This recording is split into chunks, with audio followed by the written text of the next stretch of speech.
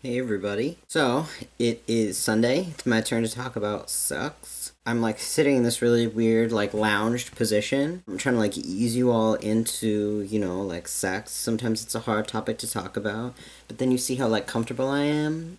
I feel good to talk about sex. Which is point number one that I want to make. I grew up in a house where sex was and still is. I am still here in my parents' house. It was a very taboo topic. It was like not something that was ever talked about very freely and openly. And it also was something that when I tried to talk about it or have open dialogues about it with anyone, it was like I got like shut down. It was very visibly like uncomfortable. My parents aren't very like sexual people, outwardly or like inwardly. They don't sleep in the same bed. And it's not because they're like crazy religious or anything. It's because they don't really like each other that much. They're pretty much only together for like financial reasons and our house and stuff like that. So them being like sexually healthy or anything that's not really like a thing. Not only are they like, hey, we're doing it, everybody does it. They're not like that. They're more like, we don't do it and don't talk to us about it because it makes us uncomfortable. Ooh, this is a much better angle. So basically, that was like what I grew up with. Like, don't talk about sex. Sex makes me uncomfortable. I don't want to think about sex. And then when I started like being sexually active when I was like maybe 16, I think. I had sex with a cis guy. His name was actually Reed, so that's pretty cool. And I had sex with him, and I was like, alright, I'm a lesbian. That's pretty much what happened. That's why I had sex, because I suspected that I might be, but I was sort of in denial. And I didn't really like it that much. And so I was like, hey, this must mean that I'm a lesbian. I kind of came upon my lesbian identity by like process of elimination, I guess you could say. However, I wasn't very outward about like having sex or being sexually active.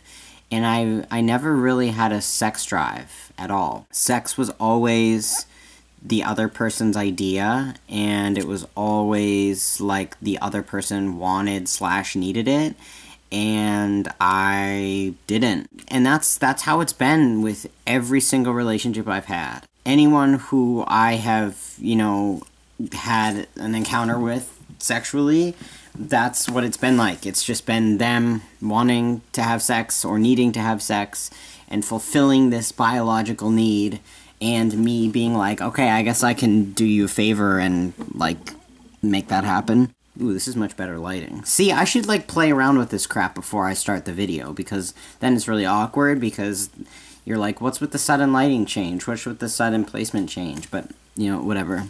Now I know for the future that this lighting and this placement is ideal.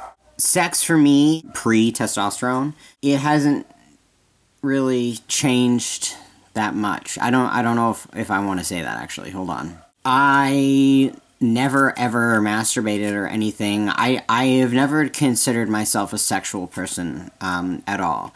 Like Val said that he was a sexual person before T and he's a sexual person now, but it's different. I was never a sexual person before T, and I wouldn't classify myself as a sexual person like whatsoever now, but I think that some things have changed for me since going on testosterone. I never used to masturbate, like not even once, and then when I went on T a couple months in, I was masturbating like multiple times a day. So that was a big change for me. That was something that I had to kind of get used to. For me, masturbating and having sex are not the same thing. I am not, like I said, I'm not a very sexual person. So it's kind of hard for me to try to balance my needs with my partner's needs, just because they've always been very opposite from me, and I seem to date a lot of like sexual people and people who want sex, which isn't bad, it's just not me.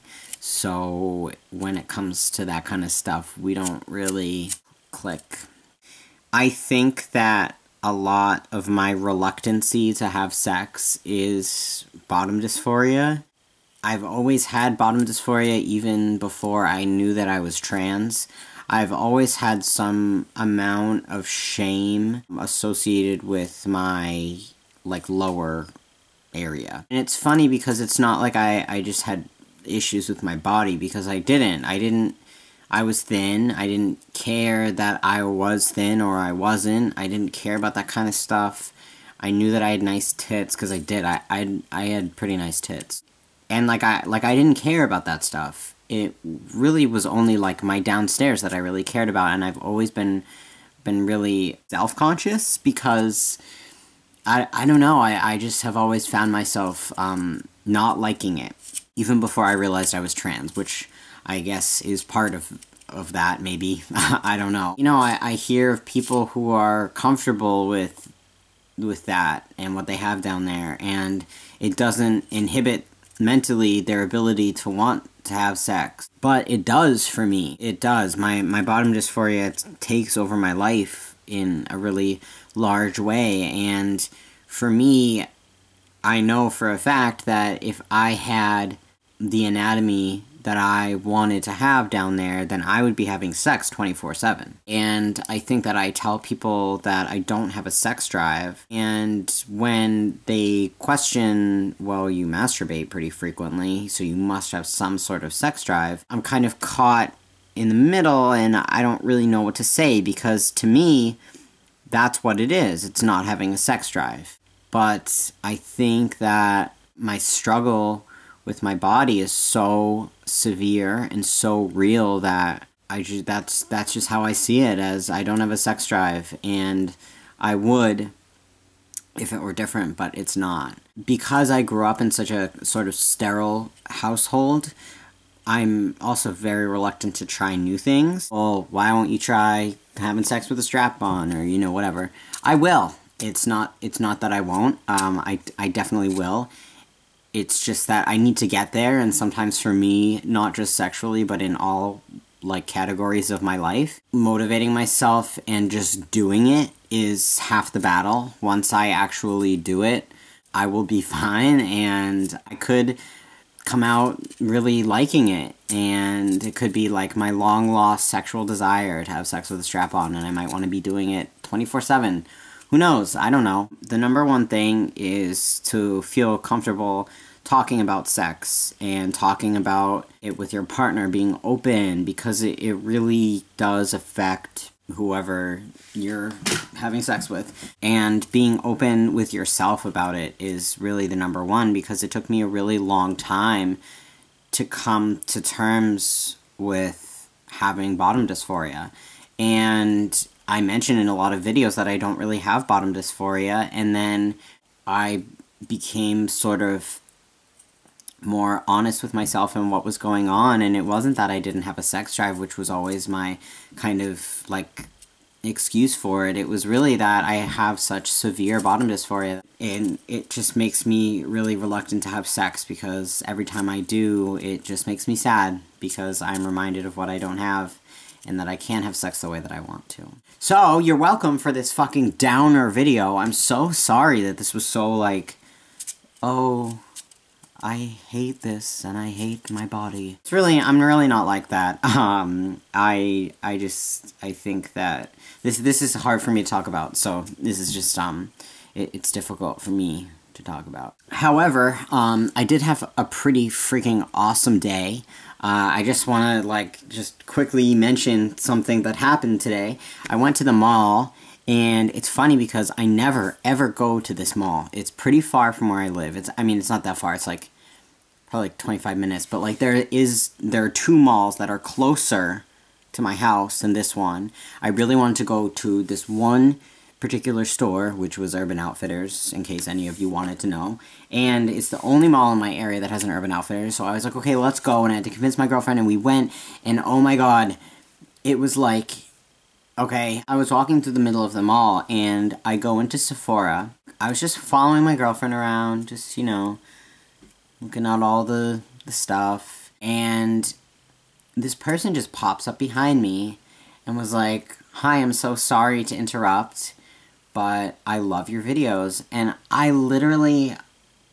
was so overwhelmed with, like, joy. I don't know, I was just so happy. It was just so nice to hear someone say that what I do has inspired them and has affected them in a positive way, and I just was, and we hugged twice, and I don't know, it just was so, like, such an open, honest, wonderful moment. So if you are watching this, shout out to you. You totally made my day, and that was amazing. But that's why I do this, and that's why some of my videos are going to be downers, because there are topics that are difficult for me to talk about, but it's my responsibility as a sort of spokesperson for this community to speak up and tell you my point of view and my experience with things. And even though it's hard and it might be kind of a downer, it really can have an effect on people, and that's why I do it.